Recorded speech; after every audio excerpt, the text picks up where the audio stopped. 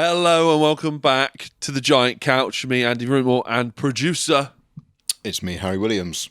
Today we're talking about Jackass 4.5, which I think we enjoyed an awful lot a minute ago. Mm-hmm. We did do a Giant Couch on Jackass Forever. Yeah, that was back in February, early February, I think. Yeah, I think you're right. Well received. People seem to enjoy the chat, so we thought, well, we'll do another one. We'll talk about 4.5. And we love chatting bollocks about Jackass anyway. We love it. What did you think of it? Well, let me just start off by saying that I personally have always preferred the 0.5s of each of them, I think. Okay. So 2.5 and we got with 3.5. Yeah. And I both prefer them because, I don't know, to me, the bits that I like in Jackass are not so much the huge set pieces, but it's all the kind of interpersonal, kind of backstagey stuff. Yeah. Where they're like pulling pranks on each other and it's all a bit more gonzo and candid. So I always prefer the 0.5s because they seem to focus a lot more on that rather than the kind of huge set pieces, which Forever certainly had a lot of, didn't it? It was very cinematic. Yeah, I know. I see what you're saying there. It's definitely nice to see the stuff that didn't work as well. And what did we watch the other day? Did we watch Jackass 3.5 the other day? And there's that one where it was, I think it was Bam and Ryan Dunn, and they were running into a post with a big long... Oh, yeah. With the other day, it would fling them back. They would it would bow in and fly them back. And it was just ended up punching them in the Adam's apple and things like that, and you could see why it was a failed stunt because it was visually not very pleasing, but very painful to them each time they did it, and just sort of amusing to watch go wrong. Yeah, and then in this one we had with the failed stunt was obviously Steve-O's condom from the fucking sewage thing, which just kept on going wrong, and they kept in a bit more of those failures, and they just feel a bit more real to me, whereas don't get me wrong, Forever was a great cinematic experience, but this feels more kind of like the original Jackass spirit can shine through a bit, it was nice to see that new cast, and what I did appreciate about this offering was that they went into the sort of the genesis of Jackass Forever, because it is 10 years after Jackass 3. And so you've got all these new cast members.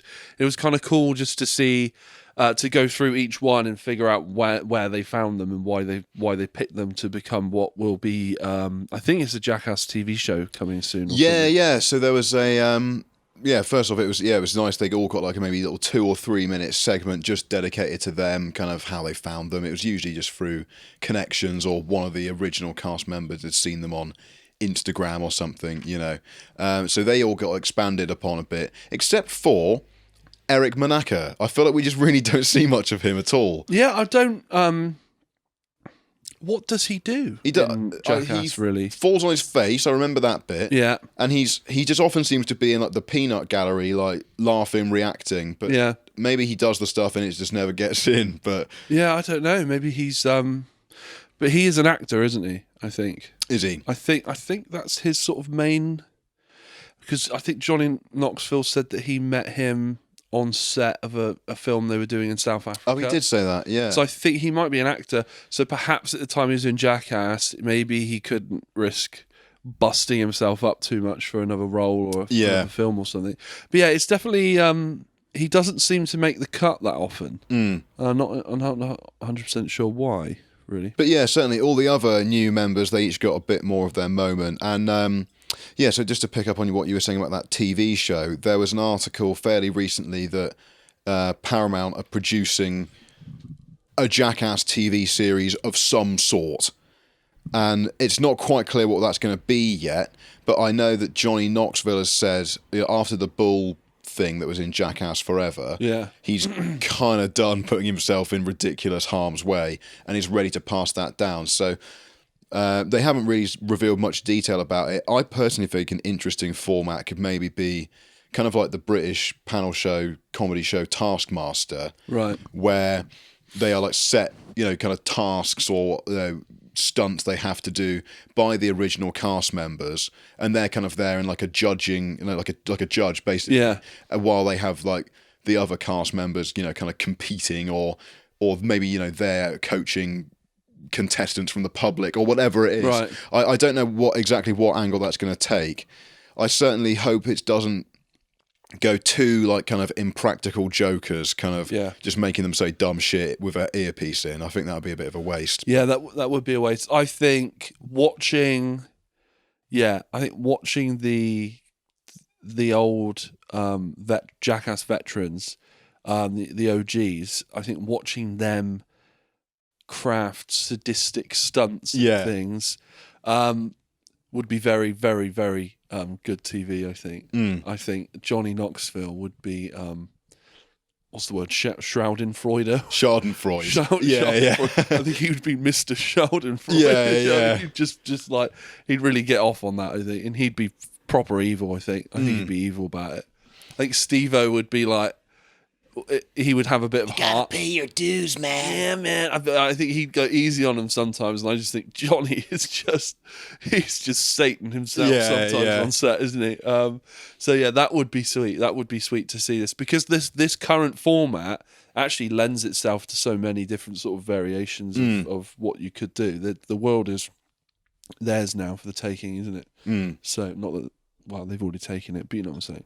So yeah, I think the ensemble overall felt a lot better this time, because obviously when you're watching Jackass Forever, you can't even remember their name a lot of the time. You're sort of still trying to get a hook into them, but you can see why they've picked them. They've each got like quite a distinct character and like their own strengths, and so this time there was kind of less of that, and they just felt like they were part of the gang in this film. Yeah, that's right, because we've had a bit of time to sort of see Jackass Forever and like process it.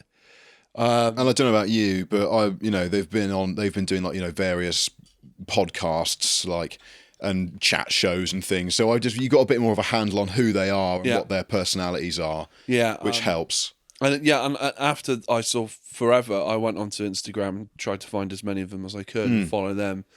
Just because I know that there's going to be lots of sort of Jackass-orientated stuff in their future. And I want to see that. And I want to see, kind of figure out who they are, what they do. Like, what is it that, why have you gotten... I knew Jackass before this. So I followed him for a while.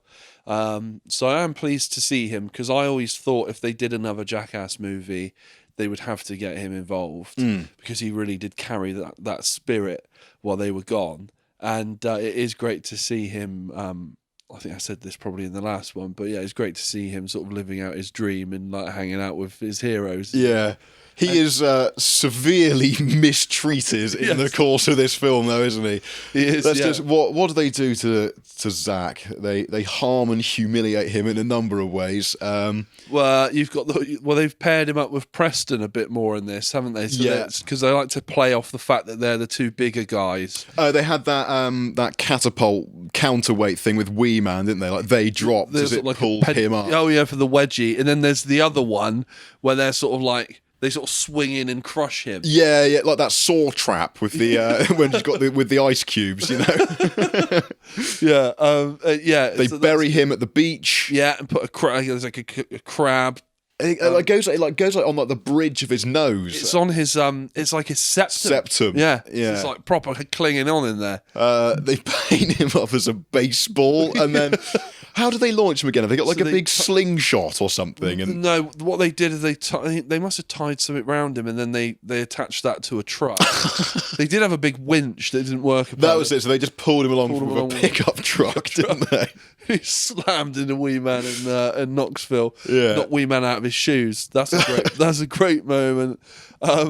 I tell you what I really, really loved was early on in the beginning when they're all sat around and they're doing the fake COVID-19 restrictions, and sort of like they're supposed to all have a handbook, I guess. Yeah. Briefed on. It's like a little contract or something they have to say they've read. Yeah, and it's this fucking bouncy castle just inflates from under the table. Yeah. It's the whole set. It's ridiculous. Like literally like a folding table like folds down on someone. It's like so ridiculous. Those Jackass sets, they are paranoid places to be, and again in true 0.5 tradition, we saw a lot more of that, or we see multiple people getting kind of done by the same thing. Like You cannot trust a porta potty or a portaloo, whatever you fucking call them, on a Jackass set. You can't. They are either you're gonna launch into space, tipped upside down, or it's just gonna blow up and not be there anymore, and you're outside again all of a sudden. Yeah, or somehow you end up being covered in what everyone's been putting in there all day. Yeah, but yeah, like, on the set as well.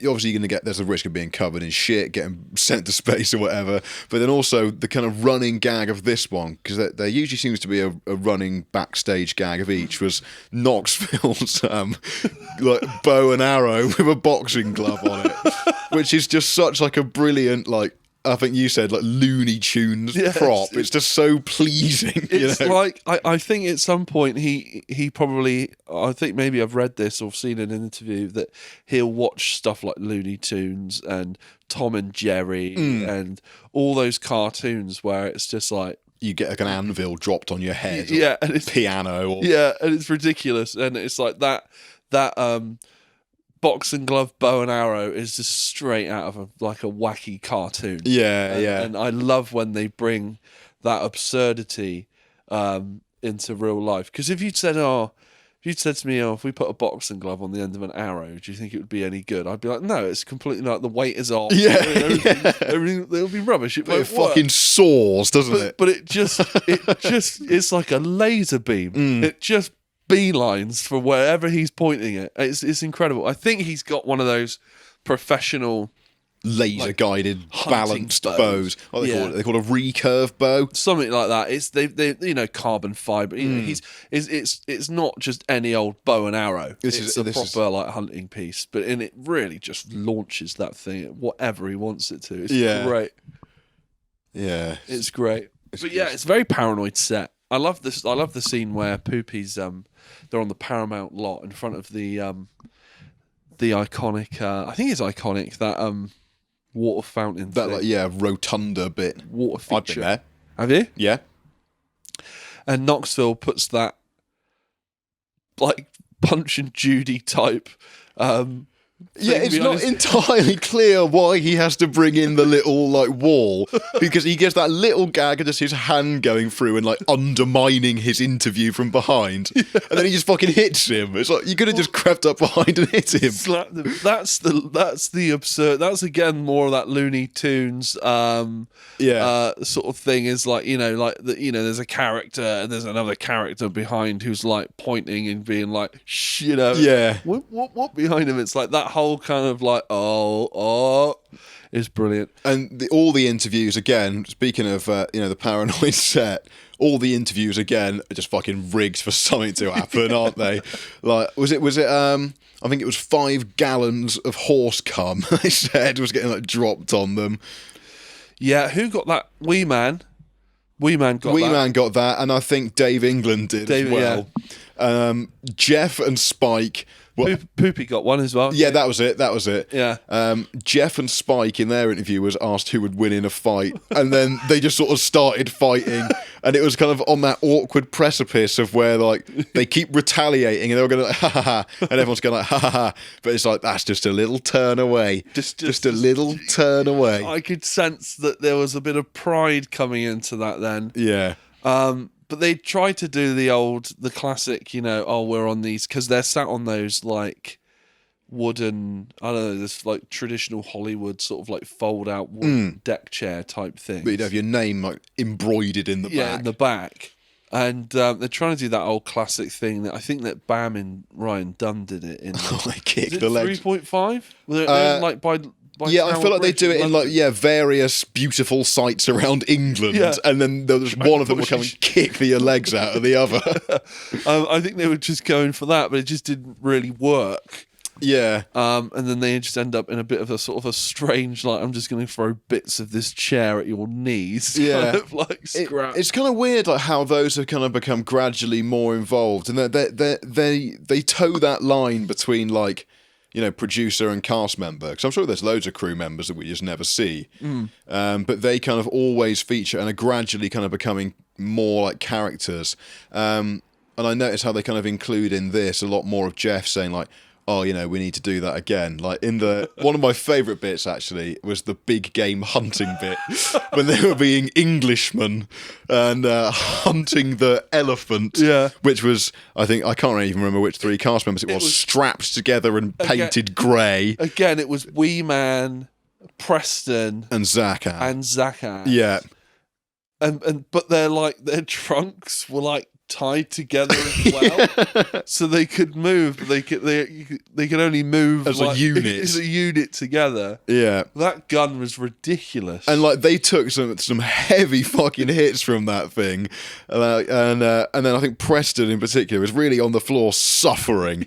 And then Tremaine comes over and goes like, "Yeah, we didn't quite get everything we needed, so we got to do that again." He's like, "Preston, you're good, aren't you?" And he's like, "Yeah." He's like, "Yeah." Just utterly broken. But then when they reset for it, the guys who have the big gun say to one of the cameramen, like, move, and they fucking shoot Jeff with it.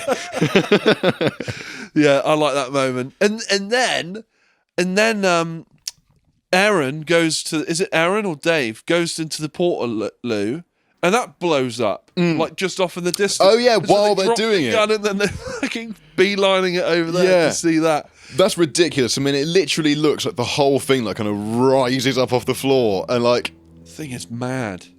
Yeah, one of them like could go wrong, couldn't it? It doesn't bear thinking about. No, there's a lot of fire and quite a bit of force put behind some of that stuff. I mean, I suppose the walls are designed. I mean, it's supposed to come apart, isn't it? Yeah, I'm sure. You know, it's a Paramount production. I'm sure they got a boffin on the case, but it still makes me very nervous watching it. You know, you can't control everything. Yeah. Dark Shark. He had some good moments in this. I think he was better utilised in this than he was in Forever. Yeah, so he had like obviously the whole a pretty big like high budget bit actually with the whole fake out skydive thing, which I mean fucking hell, like he didn't want to do it even if it was in like perfect conditions. And then so what happened? They just had like an alarm going off, and then a smoke machine, and they jiggled the plane, and then the pilot leaves the cockpit. Puts the fire out. Yeah, he tries to put the fire out, can't, and then just goes, "You guys are on your own," and jumps out the back.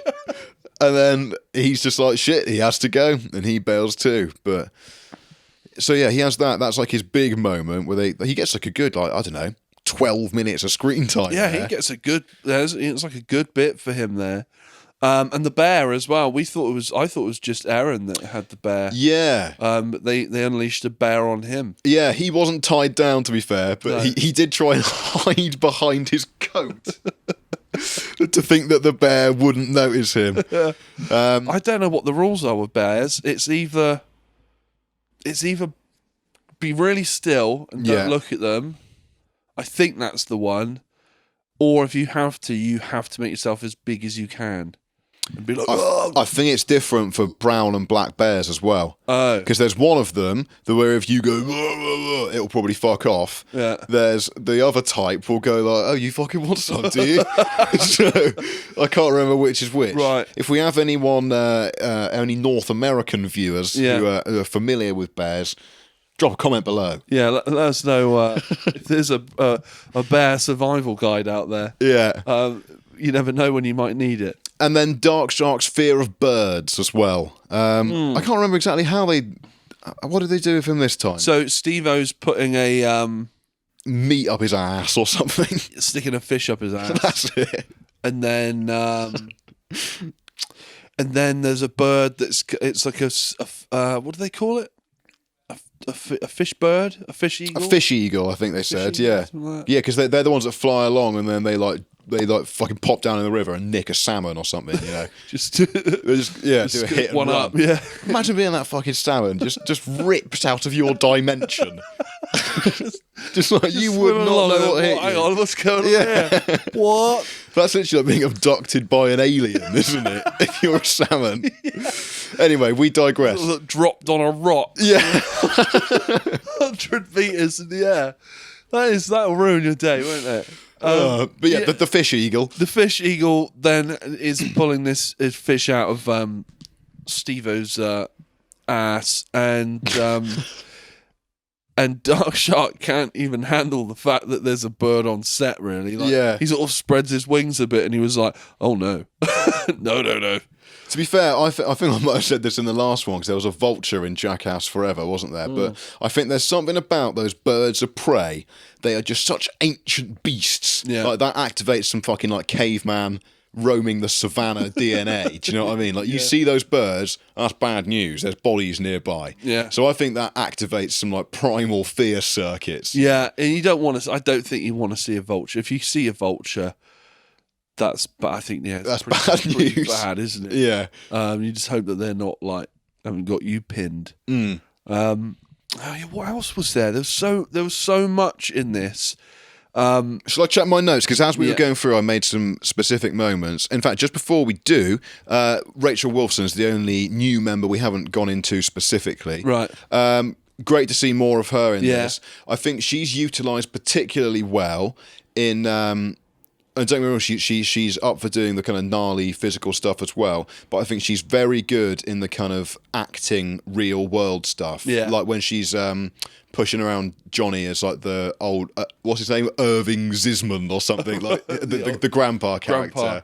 Yeah. She's very good in those like public interaction or like the kind of character pieces in particular. She really sells it, you know? She did actually, didn't she? Yeah, she was good. Yeah, I do like to see just how much like, how into it she is, and just like nothing seems to faze her. Do you know what I mean? It's just like she's just surrounded by like, I don't know, 20 or 30 naked old men. It just seems like she's acclimatized to the Jackass life. Yeah, I mean, in fact, I think her very first day on set was one of the more chilling sequences in the film, which was Dong Pong, where who were the participants in Dong Pong again? Dong Pong.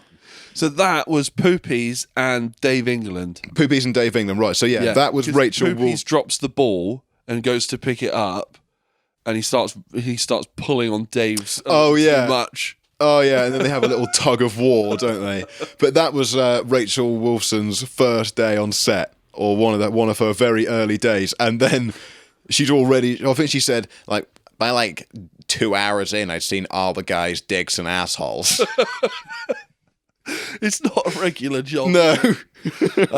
So I've been following her on Instagram since Forever came out, and like the response from the fans for her has been amazing. Like she, like for the first like week or two after that film came out, obviously she was on all the late night TV shows and stuff like that, and she was doing some proper big media events and appearances and things like that.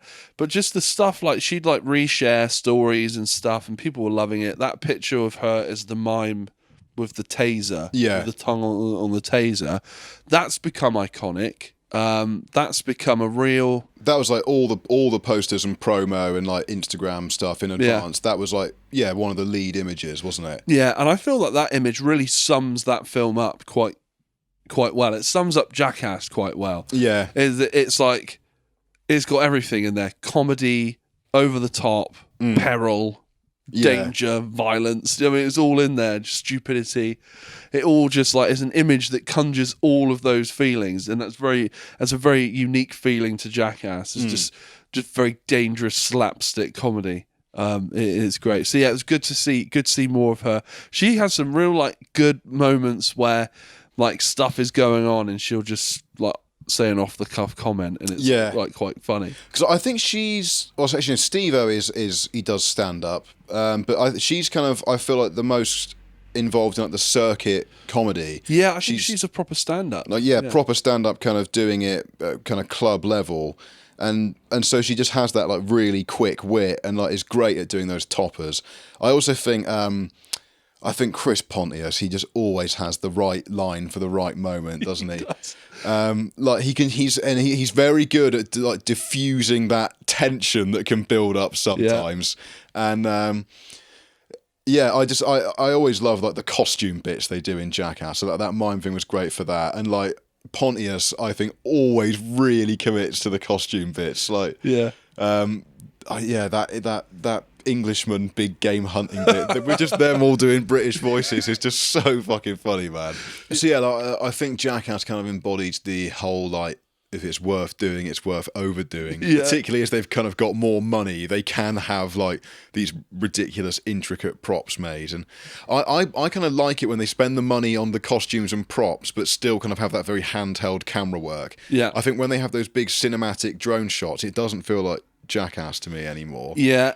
But with that said, the intro pieces are an exception where they can really like throw the kitchen sink at it. Yeah. And I loved the kind of, I'd say maybe 15-minute sequence in this film that just kind of went into how they made that. And it showed the initial test footage, and that looked great. And then they did it again with like the best and brightest in the biz, and they had like, I don't know, this guy's the expert in this, you know, they had the best set builders. And who did you say that the So this is the Godzilla city? the Cockzilla, whatever you want to call it. Yeah. Dickzilla, from the opening sequence of Forever. So they go into how the little mini set was put together, and then there's the penis puppeteers who are sort of animating the arms that are attached to Pontius's cock. And they've got Pontius like rigged up underneath the table thing, on like a rising platform. And there's like, I think there's a what are those things that you get on and you run on? A treadmill. There's sort of a treadmill conveyor belt type mechanism to move him along through this city, and then this little pyro. And they were like, yeah, let's get the best guys. And they had one of the guys who was like his penis puppeteer had also been the puppeteer for the Stay Puft Marshmallow Man from the first Ghostbusters movie. So that's quite the pedigree. Which is it's probably the biggest puppet thing of the 80s. I haven't seen Ghostbusters. I know. But I'm aware of its reputation. Yes. And so I'm sure he's a very good man. Yes. And if I was in Chris Pontius's position, I would feel much more confident. You'd be honoured to have your penis manipulated by him. I've seen Ghostbusters 1 multiple times. The movement is fluid and lifelike. It's brilliant. It's very well done. So yeah, I thought that was interesting that they had such guys with such a CV effectively just fiddling with his willy. Yeah, and making him jizz over a city of people. It's such a misuse of their talent, isn't it? That's sort of the Jackass way as well. Is that there's a sort of a strange anarchic subversion to it, and at times it does sort of like stray into like almost like genius territory of just like it's almost a bit Monty Python when you know they've all been highly educated and yet it's absurd. It's kind of got that vibe of like really, really clever whilst being really, really stupid. Really silly, yeah. Speaking of misusing talent as well, we had a few more bits that obviously didn't make forever because they weren't deemed quite good enough, but I think were still very entertaining, where they get in like external sports people. Oh, yeah. And that bit where they had a tennis player and they were all kind of lined up like 10-pin bowling. And obviously it's very obvious when you listen to this on good set of speakers that they are doing a lot of, a lot of sub impact from like a tennis ball, which, and it's very like sweetened and that, but that looked fucking painful because she said she could serve at like 100 miles an hour. Yeah. They had an unseen Danger Erin Cup test with a 16-pound bowling ball. And we got a bit of, and I'm afraid to say, lacerated bolly. Yeah. It looked like his scrotum tried to detach itself. Yeah. And speaking of detaching genitals, the bit where they had, I think, the 5 of them up on that bit of scaffolding. Oh, goodness and me. It was like, who's got the short string with the brick? And you have to drop the brick off the edge. And it's so obviously Steve-O. And he goes, gee, I wonder who it is. Who can it be? Yeah. And then I think it's Dave England. You see a slow motion of it. And obviously the thing isn't long enough. The brick goes off, and you literally see his dick just go like, and then come back again, and it's just that is no good. And then he takes it out afterwards, and it's just like black and bruised, and it's like, oh no. Yes. No, well, he was saying that he only has one testicle, doesn't he? Oh, so he had less of an anchor point. And then so then the rope slipped forward and basically tightened. Oh. It's horrible to imagine. Yes, he noosed his cock. Oh, dear. Oh, goodness me. And the thing we kept saying to each other throughout all of this was that these men are in their 50s. Yeah, these are like grown when men. Steve-O's getting spun round for the intro sequence in that it's like a fucking centrifuge porta potty, and then he just sort of crawls out of it covered in shit, just like, did we get it? And it's just like, you are half a century old. Yeah. And this is what you're doing, but we love it. They've still got it in them, you know. I can't help but just find it funny. And I tell you what it is that, I think part of the Jackass thing is that it's really easy just to take life quite seriously, isn't it? And that watching Jackass is like almost like a great little reminder of like, end someday, and have a bit of fun while you're here. And just because you're however old doesn't mean you can't get together with your mates and laugh at someone getting hit in the nuts. Be silly. That's the message, isn't it? That's silly. Yeah, have fun. Be silly. Yeah.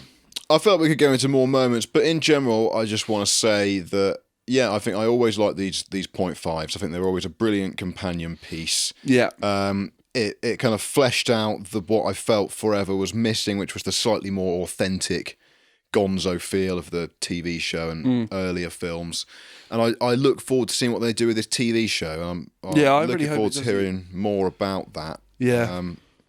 Because, I think the Jackass IP, the Jackass brand, needs to keep going in some way for as long as it isn't.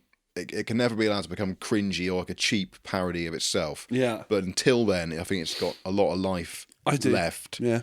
And it was nice to not have to go to a cinema and just have this stuck up on Netflix. Exactly. Like I said earlier, I was like, oh, more Jackass, aren't we lucky? Because we waited 10 years and all we had was all we had was what we had. Yeah. And I don't know about you, but I watched that so many times that I almost didn't need to see it again. Wrung it dry. I wrung it dry. I had. And so it was great. It's great to have two more lots of Jackass to enjoy. That I actually enjoyed that much more than I thought I would, because although I do like that peek behind the curtain stuff, I am fully aware that it isn't the best stunts. And I do like that shopping trolley scene in the beginning of the first movie and the bulls in number 2. I do like it when they go up a notch. I do enjoy that, because that to me is taking it to the very height of its absurdity. Yeah. You're using some sort of IMAX camera that can go like, it has shooting at so many frames a second, it could probably slow down and watch a bullet fly through the air, but they're using it to shoot Johnny Knoxville out of a cannon. Or slap Wee Man with a fish or something. Yeah. A big hand. Again, it's the misuse of resources, isn't it? That makes them great. It's just it's great. It's an oxymoron. It's everything. It's bloody great. It's bloody great. But yeah, no, it's great to have some more of it. I hope that TV show isn't just something that like you see in a strange fan video in 2 years and which is like, what went wrong with the Jackass Forever TV show? Exactly. Yeah. It's just someone highlighting bits from a Wikipedia and some off the cuff moment from a Steve-O Wild Ride podcast or something. Yeah. Trying to piece together this narrative of what happened to this TV show that never happened. The failed pilot. I hope it comes through. And I tell you what, Netflix is a joke. They put a lot of money into their comedy. They got that whole festival. I know MTV is a thing still, but I think if it's Paramount. It's Paramount who are making it. Is it? Yeah. It's Paramount. Paramount makes who's made the films though, or the Paramount making the TV show? Yeah. Paramount TV. Right. It's for their streaming service. Oh, I see. Yeah. Which so I have to say, it's a bit weird that 0.5 is on Netflix and Forever's on Paramount, but there you go. That's the way the cookie crumbles. Yeah. Jump in the comments. Engage with us. Let us know. Are you looking forward to the TV show? Is it going to be shit? Are you frightened about it? What do you think it's going to be? Do you prefer Forever or 4.5? What else? Good question. Favorite stunts. What's your favorite film? Just talk about Jackass. Just get involved. Just get involved. Let us know. We do reply to comments. We do read them. So, get in there. Tell us some stuff. Like, subscribe. Go check out the Giant Pod podcast. Check out the other giant couches if you like sort of pop culture, music, film, media-y bits. Sometimes we sit here and talk about stuff that we like in those realms. Yeah, in many ways, the Giant Couch is our very own 0.5 series because it's low budget, it's underproduced, and it's largely drivel. So thanks for watching. Goodbye. Ciao.